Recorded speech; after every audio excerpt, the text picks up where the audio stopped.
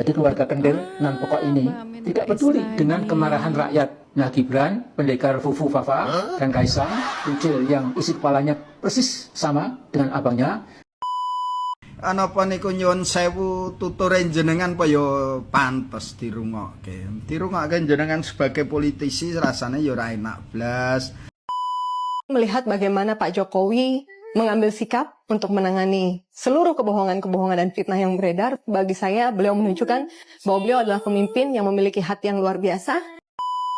Periode pertama banyak yang meragukan, tetapi saya lihat periode kedua mengalami kemajuan yang sangat besar.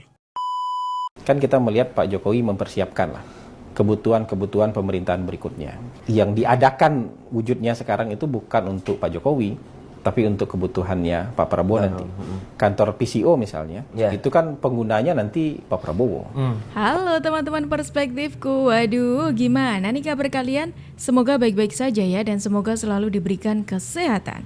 Seperti biasanya kalau barengan sama aku di sini, aku mau ngajak kalian untuk mencari info-info terbaru termenarik apa hari ini yang cocok banget buat kita kulik bareng-bareng. Dan seperti biasanya juga tidak usah terlalu banyak babi buyu. Langsung aja kita tonton videonya. Bagaimana pandangan Pak Dahlan terhadap kepemimpinan Jokowi selama 2 periode?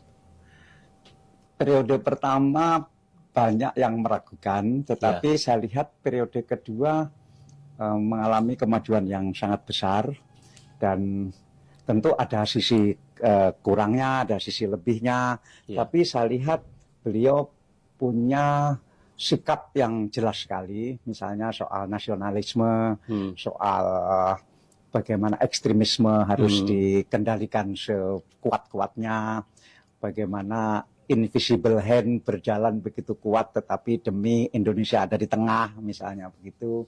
Kemudian secara hubungan internasional saya lihat belakangan ini luar biasa, termasuk ke Malaysia, belusukan di Malaysia, dipuja di sana. Kemudian juga kebetulan kereta cepat jadi yang harusnya 4 tahun yang lalu, tapi terlambat begitu panjang, tapi akhirnya jadi. Dan begitu jadi maka orang mungkin sudah melupakan bahwa itu terlambat, bahwa itu dari utang yang begitu besar. Mungkin orang melupakan, yang penting pokoknya akhirnya jadi begitu. Dan IKN juga beliau ngototnya luar biasa. Batu bara beliau ngototnya luar biasa, nikel ngotot luar biasa, sawit ngotot luar biasa, sehingga saya lihat beliau ada kelihatan ngebutnya di periode kedua ini. Mungkin karena periode kedua itu diwarnai oleh COVID dan harus di-balance kekurangan-kekurangan selama COVID, tapi saya lihat beliau kelihatan ngebut sekali di akhir periode kedua ini. Di periode kedua ini banyak yang mengatakan bahwa Pak Jokowi sebegitu bisa mengendalikan parlemen. Menurut Pak Dahlan?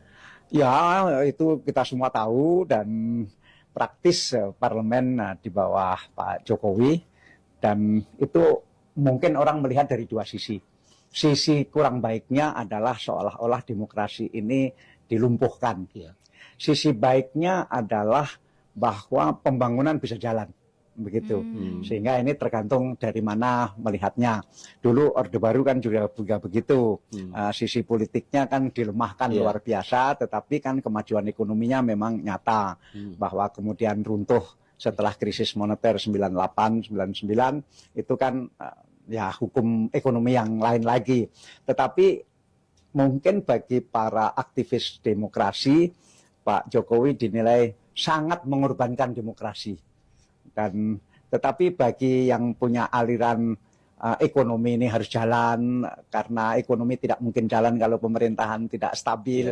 Mungkin ada juga yang melihat dari sana. Saya di tengah-tengah lah. Respon tanggapannya Pak Dahlan Iskan mengenai pemerintahannya Pak Jokowi.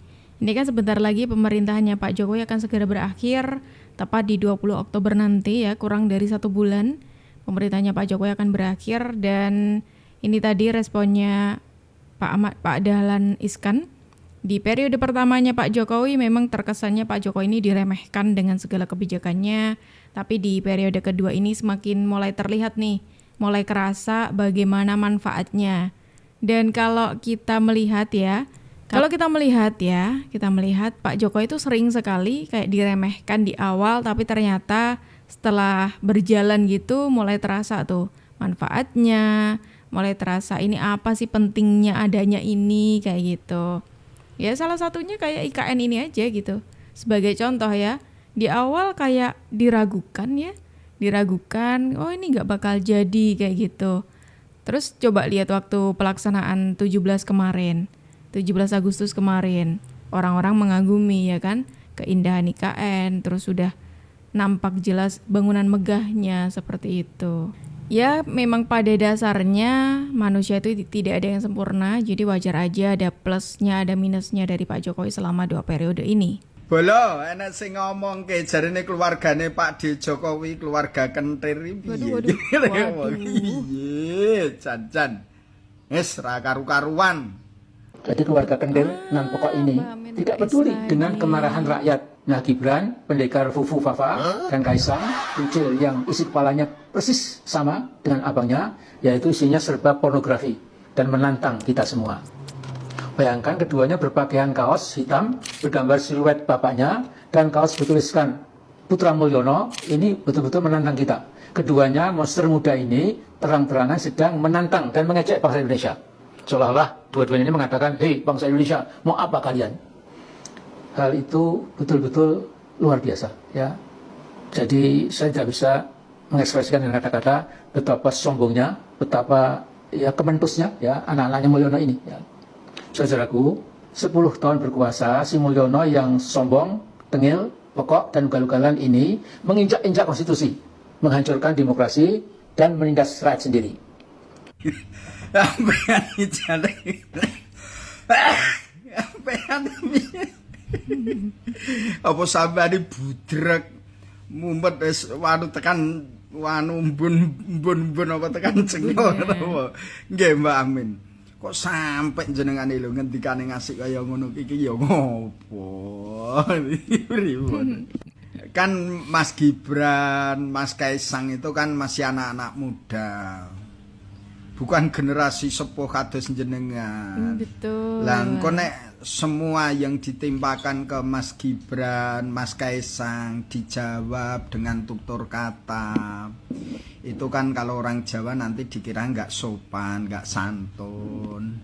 Tapi kalau didiamkan, mesake yang pada sakit hati kok ndak tambah kumat tambah kambuh.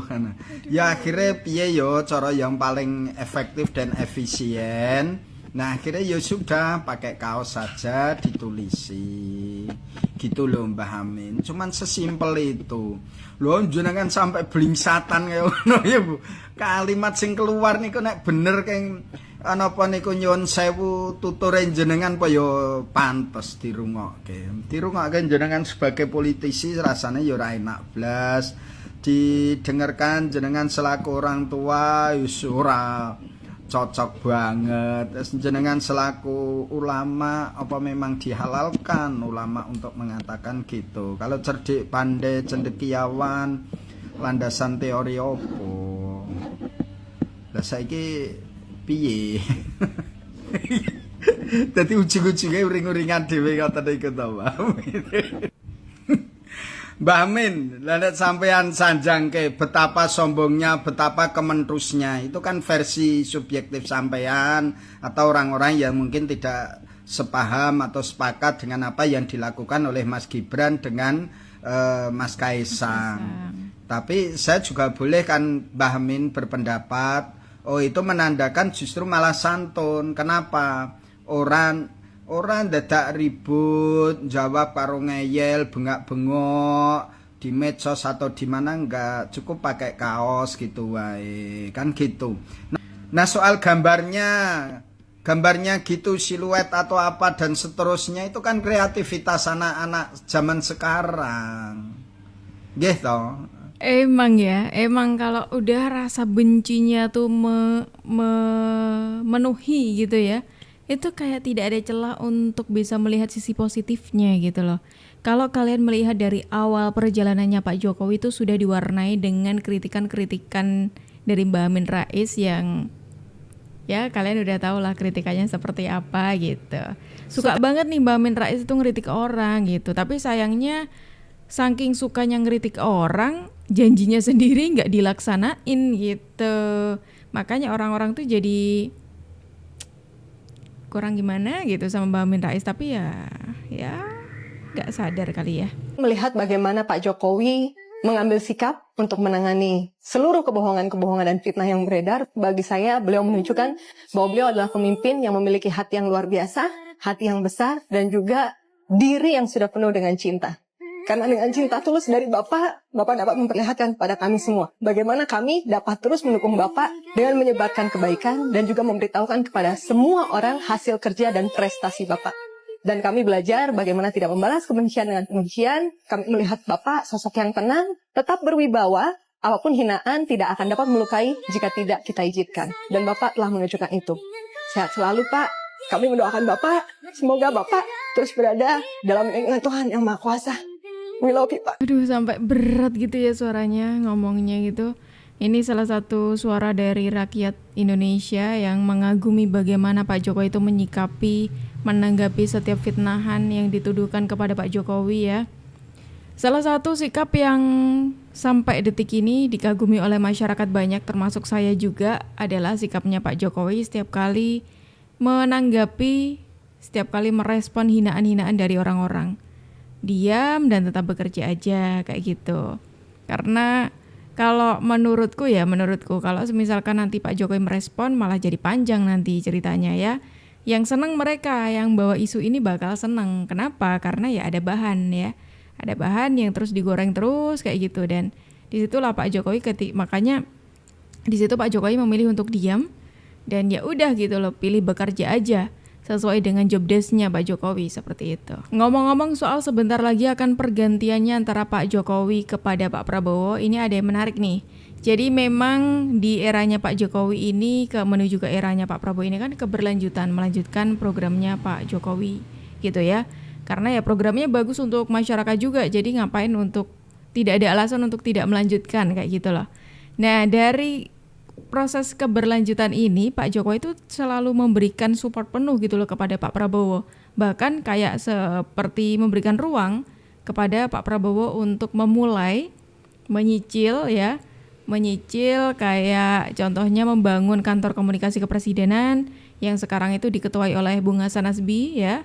Yang itu nanti itu memang requestnya dari Pak Prabowo untuk segera membentuk badan ini kayak gitu. Terus badan gizi juga yang menurutku ini merupakan langkah bagus, langkah yang menjadi transisi mulus ya dari Pak Jokowi kepada Pak Prabowo. Tapi kalau kita melihat yang sudah terjadi, kan kita melihat Pak Jokowi mempersiapkan lah kebutuhan pemerintahan berikutnya. Jadi ada banyak hal yang disiapkan sekarang, yang diadakan wujudnya sekarang itu bukan untuk Pak Jokowi, tapi untuk kebutuhannya Pak Prabowo nanti. Kantor PCO misalnya, itu kan penggunanya nanti Pak Prabowo. Pak Jokowi menggunakan kantor kita kan 2 bulan lah. Itu pun juga dalam keadaan masih nyusun organisasi kan, pasti nggak optimal. Badan Gizi Nasional misalnya, itu kan untuk kebutuhan program prioritasnya Pak Prabowo. Termasuk juga anggaran. Anggaran prioritasnya Pak Prabowo tuh udah disepakati jauh-jauh hari. Makan bergizi gratis, perbaikan ruang sekolah untuk ketahanan pangan, ketahanan energi, pendidikan unggul terintegrasi. Itu sudah ada plot budgetnya gitu. Jadi ini memang jadi contoh menurut saya, contoh transisi bahwa pengguna anggaran ke depan itu kan pemerintahan berikutnya.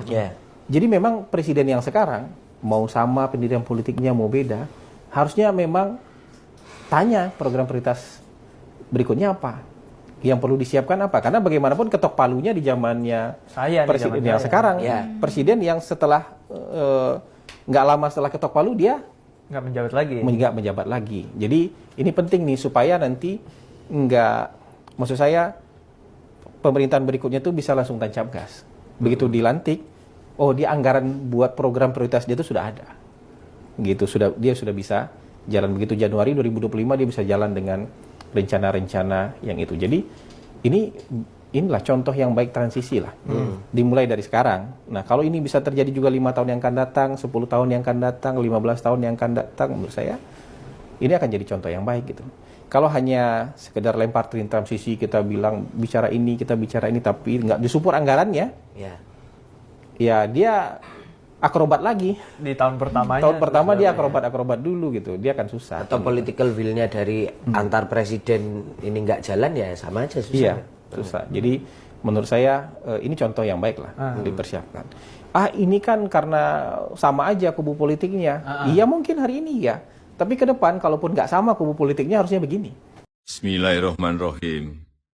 Demi Allah, saya bersumpah Flashback 2019. akan memenuhi kewajiban Presiden Republik Indonesia dengan sebaik-baiknya dan seadil-adilnya, memegang teguh Undang-Undang Dasar dan menjalankan segala undang-undang dan peraturannya dengan seluruh-seluruhnya, serta berbakti kepada nusa dan bangsa. Karena nanti bulan depan, tanggal 20 Oktober, saya purna tugas, saya mohon pamit. Saya ingin mohon pamit, ya. Dan mohon maaf, pangapunten, kalau ada hal yang kurang berkenan di hati Bapak Ibu semuanya. Bapak Ibu, terima kasih. Wassalamualaikum warahmatullahi wabarakatuh. Ini flashback dari Pak Jokowi yang dilantik di 2019 dan sama sekarang saat ini Pak Jokowi yang berpamitan dengan masyarakat. Waduh, kalau ini semakin dekat tuh rasanya kayak deg-deg ser gitu loh rasanya. Kalau kalian gimana nih teman-teman? Apakah kalian juga merasakan hal yang sama? Dan kira-kira menurut pendapat kalian gimana nih soal mengenai video kita hari ini? Coba dong tulis di kolom komentar. Dan teman-teman semuanya terima kasih banyak ya karena kalian sudah menemani aku dari awal sampai akhir. Sayangnya kita harus akhiri dulu video kita hari ini sampai di sini. Tapi tenang aja karena besok insya Allah kita akan ketemu lagi ya. Jadi jangan lupa untuk klik tombol subscribe-nya supaya kalian tidak ketinggalan info terbaru dari kita. Aku Jub pamit undur diri dulu. Sampai jumpa dan terima kasih.